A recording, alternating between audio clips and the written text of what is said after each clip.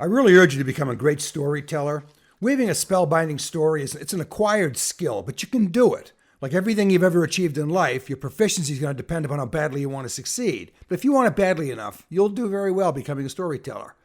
Effective storytelling will set you apart from 99% of all financial advisors. Most advisors rely on facts and logic. That's where we've been trained, to persuade people to become clients. Unfortunately for them, they rely on facts and logic from the beginning of the process to the end. Deciding to open an account with an advisor, it's an emotional decision. Top advisors succeed because they weave narrative among the facts, and it's the narrative that appeals to the client's emotions. You need the facts, but persuasion occurs at the emotional level. The language of objective thinking is numbers. Emotions are subjective, and the language of subjective thinking is storytelling. In other words, stories move people. Numbers don't. Data by itself is overwhelming, so use the facts to support your story. Filmmaker Andrew Stanton says that telling a story is like telling a joke. Take your time. Know your punchline. Know your ending. Everything you say is leading to that ending. Make that ending clear. A good story, like a good joke, will connect you and the listener. A major step to becoming a great storyteller is to listen very carefully to what your client tells you.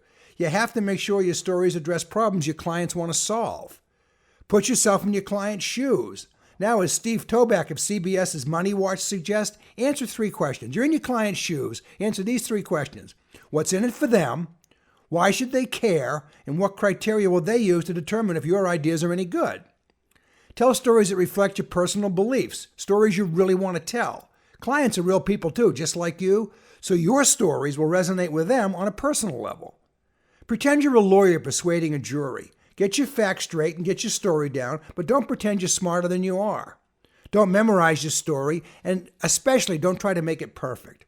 Be brief. Use vivid details. Don't rant. Use analogies and metaphors. And practice. We all get good at something we practice. When it's your turn to talk, the most important story you can tell is your story. Who are you?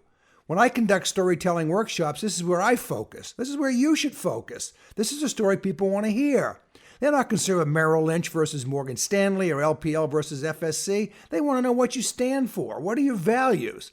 If folks are going to entrust you with their life savings, they're not concerned with asset allocation. They're concerned about you. Tell the story of you. Tell it briefly and tell it with vivid detail. They're not deciding about investments. They're deciding about you. The best way to get to know you is to hear your story.